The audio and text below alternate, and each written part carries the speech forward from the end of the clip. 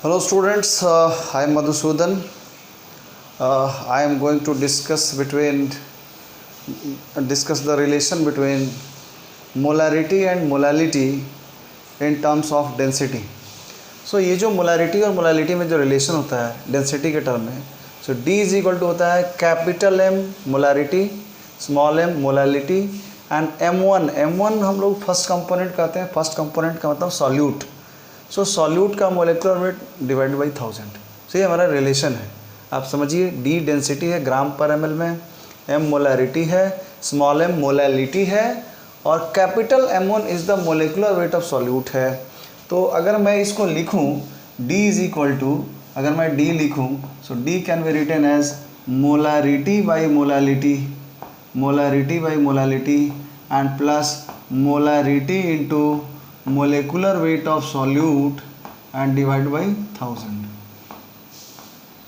और हम लोग लिखेंगे कि फॉर डाइल्यूट सॉल्यूशन, अगर कोई सॉल्यूशन अगर डाइल्यूट हो, स्पेशल केस में हम लोग पढ़ रहे हैं फॉर डाइल्यूट सॉल्यूशन.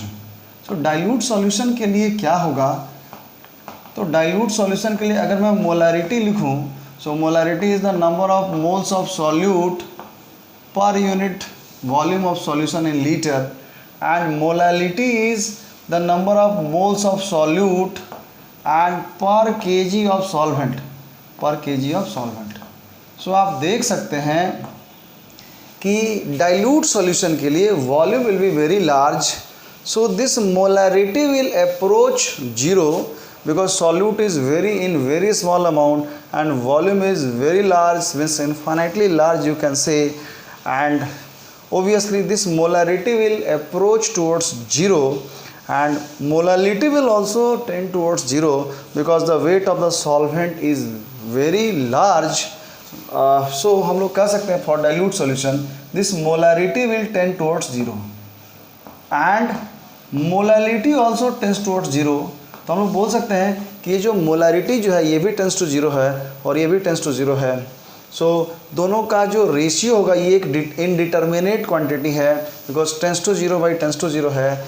और यहाँ पे हम लोग बोल सकते हैं मोलरिटी वो भी टेंस टू जीरो है एंड मोलिकुलर वेट बाई 1000 ये एक फाइनाइट क्वांटिटी है. सो हम लोग लिमिट के कॉन्सेप्ट से बोल सकते हैं कि ये जो हमारा है tends to zero quantity into a finite quantity is equal to zero. तो इस तरह से हम लोग इस टर्म को क्या करेंगे, नेग्लेक्ट कर देंगे. सो डेंसिटी जो है डाइल्यूट सॉल्यूशन के लिए जो होगा एंड दैट इज रफली equal to the molarity upon molality. और हम लोग यहाँ पे क्लेम करेंगे ये टेंस टू जीरो है और ये भी टेंस टू जीरो है. सो यहाँ पे अगर मोलैरिटी का जो ऑर्डर ऑफ स्मॉलनेस जो है वो काफ़ी कम हो मोलैलिटी के ऑर्डर ऑफ स्मॉलनेस से, तो ये क्वांटिटी भी टेंस टू जीरो होगा.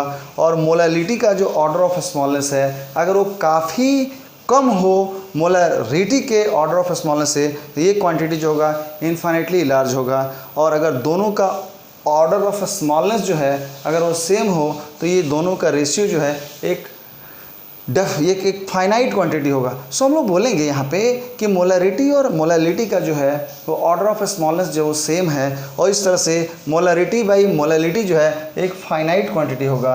इस तरह से हम लोग बोलेंगे कि ये हमारा फाइनाइट होगा. So tends to zero by tends to zero मतलब ऑर्डर ऑफ स्मॉलनेस सपोज करके 10⁻⁸ के ऑर्डर का है तो ये भी 10⁻⁸ के ऑर्डर का होगा. तो इस तरह से दोनों का रेशियो जो होगा हमारा एक फाइनाइट नंबर होगा. सो डेंसिटी इस तरह से हम लोग लिख सकते हैं molarity of any solution is रफली equal to the density of the solution into molality. ऐसा हम लोग लिख सकते हैं. अब हम लोग क्या लिखेंगे कि डेंसिटी ऑफ सॉल्यूशन को मैं क्या लिखूं, वो लिखूंगा सॉल्यूट का वेट. तो सॉल्यूट के वेट को मैं W1 कह रहा हूँ और सॉल्वेंट के वेट को W2 कह रहा हूँ एंड डिवाइड बाई ये मास है, मास बाई वॉल्यूम. लेकिन डाइल्यूट सॉल्यूशन के लिए हम लोग कह सकते हैं for dilute solution. So dilute solution के लिए क्या होगा, सो डेंसिटी ऑफ सॉल्यूशन इज़ रफली इक्वल टू, बिकॉज सॉल्वेंट बहुत ज़्यादा है, सॉल्यूट बहुत ही कम अमाउंट में है. सो इस सॉल्यूट के वेट को सॉल्वेंट के वेट के कंपैरिजन में नेग्लेक्ट कर देंगे. सो डेंसिटी ऑफ सॉल्यूशन जो मिलेगा वो मिलेगा weight of solvent and divide by volume and weight of solvent by volume is रफली equal to density of solvent. So solution का डेंसिटी जो है जब हमारा डाइल्यूट सॉल्यूशन होगा तो सॉल्यूशन की जो डेंसिटी है वो सॉल्वेंट के डेंसिटी को अप्रोच करेगा। क्लियर है ना, इस तरह से। और अगर मैं यहाँ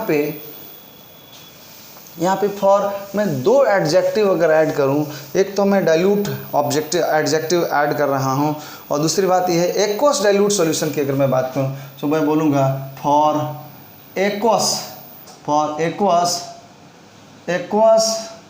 डाइल्यूट, एक्वस भी सॉल्यूशन एक्वस भी हो और सॉल्यूशन क्या हो, डाइल्यूट भी हो, dilute solution. Aqueous dilute solution के लिए क्या होगा, सो सॉल्यूशन का डेंसिटी जो सॉल्वेंट के डेंसिटी को अप्रोच कर रहा है और सॉल्वेंट अगर हमारा पानी है तो डेंसिटी 1 को अप्रोच करेगा और इस तरह से हम लोग क्या कहेंगे, डेंसिटी जो है वो अप्रोच किया 1 को and that is approximately equal to molarity by molarity. इस तरह से हम लोग क्या कहेंगे कि मोलरिटी जो होगा and that is approximately equal to molarity. So molarity और मोलरिटी लगभग बराबर होगा। इस तरह से ये हमारा एक अप्रॉक्सीमेशन जो है ये आया। सो हम लोग क्या कह सकते हैं कि for an aqueous dilute solution, मतलब सॉल्यूशन को एक्वस भी होना पड़ेगा और डाइल्यूट भी होना पड़ेगा। Dilute solution for aqueous dilute solution, for an aqueous dilute solution molarity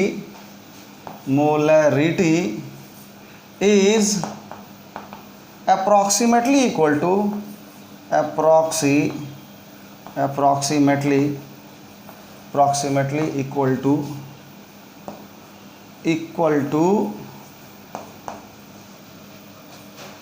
molarity, ऐसा हम लोग कह सकते हैं।